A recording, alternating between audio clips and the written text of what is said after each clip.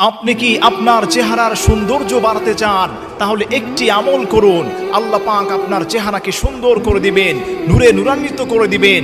ব্রণ মেস্তা থেকে আল্লাহ পাক আপনাকে হেফাজত করবেন। আল্লাহর যেই গোলামটা তার চেহারার মধ্যে ডান হাত রেখে 11 বার আল্লাহর এই খাস নামটি পড়বে, কেউ যদি পড়ে ইয়া নূর ইয়া নূর এই শব্দটাকে আপনি 11 বার আপনার চেহারার উপর হাত রেখে 11 বার পাঠ করবেন, আল্লাহর কসম খেয়ে বলি ব্রণ মেস্তা থেকে আল্লাহ আপনাকে হেফাজত করবেন। আপনার চেহারার মধ্যে নূর এবং আলো দ্বারা আল্লাহ পাক আপনাকে সৌন্দর্য মণ্ডিত করে দিবেন।